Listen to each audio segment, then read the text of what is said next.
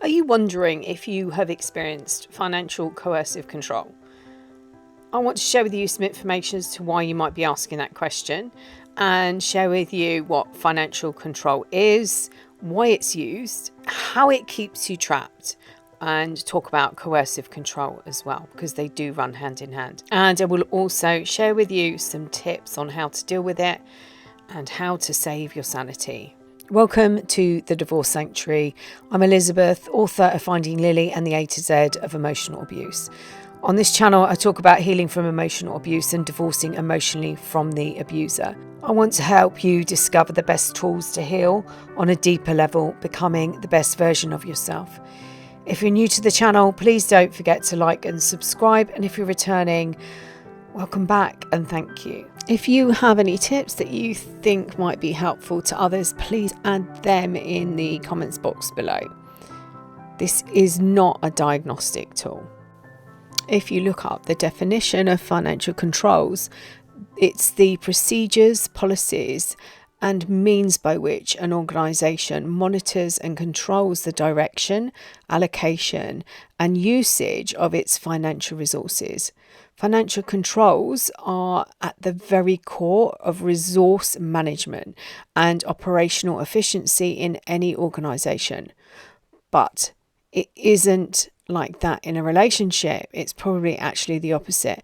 And it is important at this point to point out financial abuse seldom happens in isolation.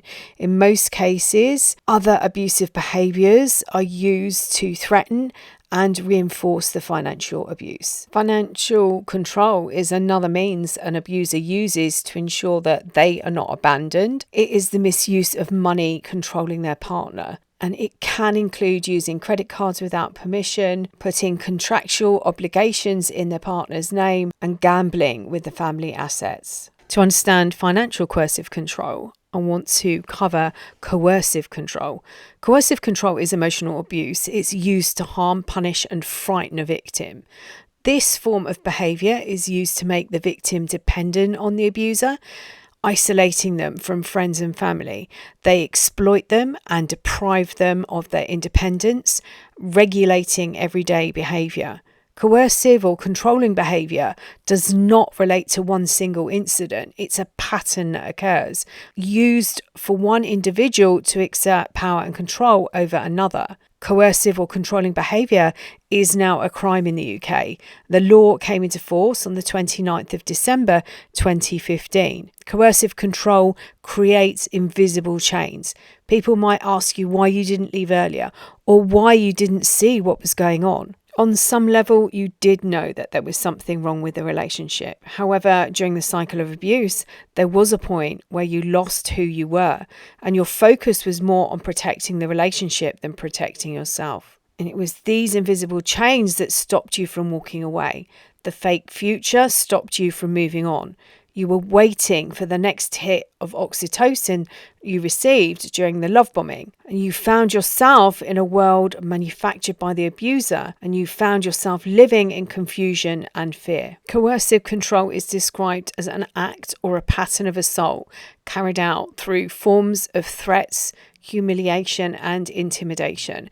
And some common examples of coercive behaviour are isolating you from friends and family, or making you feel guilty for spending time with them, depriving you of basic needs such as food, monitoring your time, monitoring you via online communication tools or spyware, taking control of aspects of your everyday life, such as where you can go, who you can see, what you can wear, and when you can sleep, depriving you of access to support services, such as medical services, repeatedly putting you down, saying things like you're worthless, humiliating you, degrading you, and dehumanizing you, controlling your finances, making threats, or intimidating you. Financial abuse leaves people with no money for basic essentials, such as food and clothing, without access to their own bank accounts, with no access to any independent income, and with debts that have been built up by the abusive partner set against their name.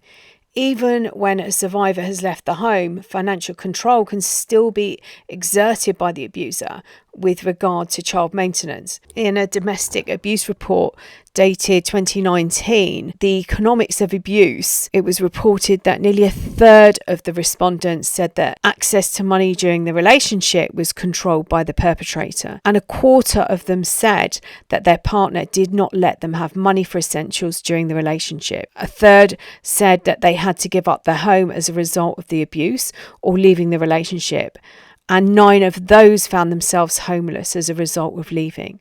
43% said that they were in debt as a result of the abuse, and over a quarter lost sleep through worry about debt. Over 50% of the people that took part in the survey said that the abuse had impacted their ability to work, and over 2/5 of all the respondents felt the abuse had negatively impacted their long-term employment prospects and earnings. Financial abuse is an aspect of coercive control, a pattern of controlling, threatening and degrading behaviour that restricts a victim's freedom. This is about power and their need to control everything. Their insecurities and fear of abandonment mean that money is a weapon that can be used against you to protect them. Everything is a transaction. They don't understand the word unconditional.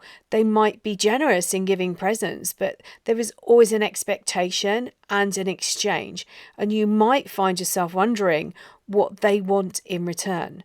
Money is about status to them. It might be a way of cars or in the way of houses or clothes. It's like an addiction, filling the emptiness inside them. They flaunt their money to the outside world. They're very generous in giving people. It's only the people inside their tribe that understand the truth. And they steal from you. They don't understand that this isn't okay. What is yours is theirs, but what is theirs is theirs. If it's not tied down, it belongs to them. They play the victim. You're asking them to support themselves might be met with doe eyes and a sad face. Their life is an act. Their Oscar-winning performances are designed to get a response from you. You hand over your money, you pay bills, you make sure their needs are met over yours. They have designer clothes while your clothes are full of holes, outdated, out of style. They are paying for everyone's meal while you can't afford to feed yourself. And sometimes they even get you to pay for the meal for everyone else as well. You are at home wondering where you'll get the money for nappies while they're out with their new car or testing out their new bike. You're scouring the internet for the cheapest place to buy a pair of shoes you desperately need while they're on the internet buying crap for their addiction of childhood toys, cigars or wine. They destroy your personal belongings without remorse, especially items that have great significance prior to your relationship. If you receive any financial gifts or inheritance, they tell you that they should be responsible for it as you are untrustworthy. They tell you that other family members have raised concern about the way you behave with money.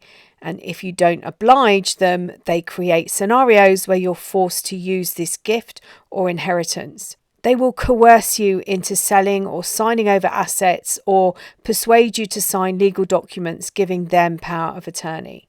They might not allow you access to bank accounts or allow you to see records of them.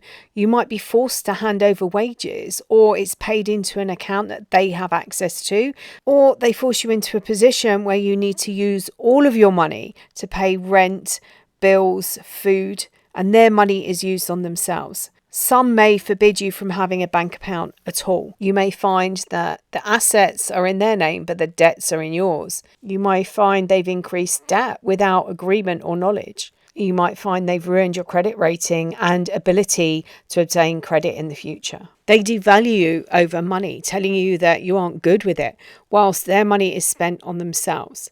They use coercive techniques to force you into a position where you are perhaps forced to beg for food or money or clothes or personal hygiene products. They position you into having financial dependence on them, and they'll tell you you're crazy or you're paranoid when you start to question things. Financial control affects you in so many different ways. You live in fear. You might be living in fight, flight, fawn, freeze, always wondering how you're going to pay for the next bill, afford your rent, buy food. Your self-esteem is non-existent and you believe you are not worthy of anything. You feel trapped And that is exactly what it's used for, forcing you into a position that you are reliant on this other person, dependent on them for everything. One of the hardest parts of dealing with this type of relationship is trying to heal and living in fear of how now you're going to survive. And then watching your abuser living their life without any financial worries. Or they continue to use their doe eyes and full sad face. They have so many commitments and they're unable to live the life that they've become accustomed to. All you're asking them to do is support their children or provide financial support. You can get through this with help. Please ask for it. Your self-esteem has been crushed and you might not know how to function. But there are refuges, there are support networks that can help you manage any debt that you've been left with. And don't forget that financial abuse can continue after the relationship has ended. It could be through child support payments or spousal maintenance, where they withhold payments, reduce them. They may claim they don't have the resources to pay them. They might constantly change the date or the date that is due, or they're late with payments. Money is very important to them, as said. It's powerful for them, and it's a way of still being in control of you. Financial abuse seldom happens in isolation. In most cases, perpetrators use other abusive behaviours to threaten and reinforce the financial abuse. It's the misuse of money, controlling their partner. It can include using credit cards without permission, putting contractual obligations in their partner's name, gambling, financial or family assets. Financial abuse leaves people with no money for basic essentials such as food and clothing. To the outside world, these people are generous. They're giving. They flaunt their money.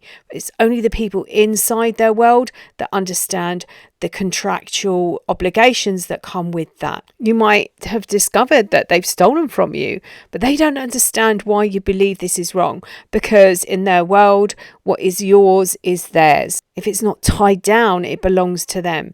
And any financial gifts or inheritance that you receive, you'll be told that you're not responsible to look after that money, you're untrustworthy. They may even suggest that other family members have raised concerns about the way you behave with money. And if you're trying to understand if what you've been through is actually emotional abuse, when you heard the list of coercive control, how many of those could you relate to? Coming out of these relationships, you might have more questions than answers, and it is easy to slip into rumination, which is the process of continuously thinking the same thoughts, which tend to be sad or dark. Rumination can be dangerous to your mental health.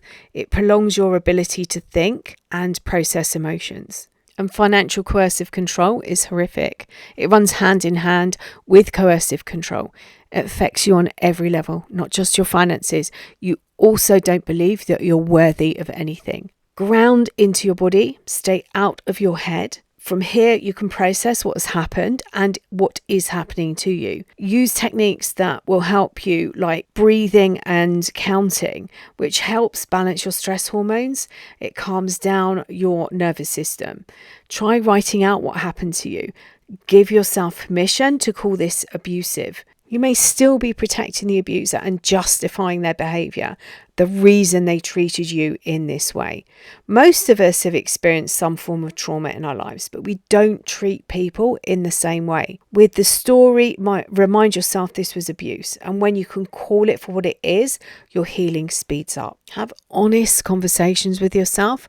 When you want to reach out, actually turn around and go inwards. These honest conversations are so powerful and empowering. You may believe you can't live without them, but slow down and listen to that voice. Listen to how that sentence is constructed. Is this something that you've been told, that you can't live without them?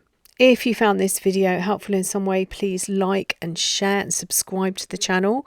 I'm going to link my workbook, The Essential Criteria for Creating a Perfect Healing Plan, and this will help you kickstart your healing process, pick up the pieces. It'll help you acknowledge, and it will help you self-correct and put yourself back on course with your life. I believe there are 5 pillars to healing from this abuse, and those are emotional and mental and physical, they're spiritual and financial. And there's a section for each in that workbook. If you have any questions about financial coercive control, please put them in the comments box below. And I'm sending you loads and loads of love as always.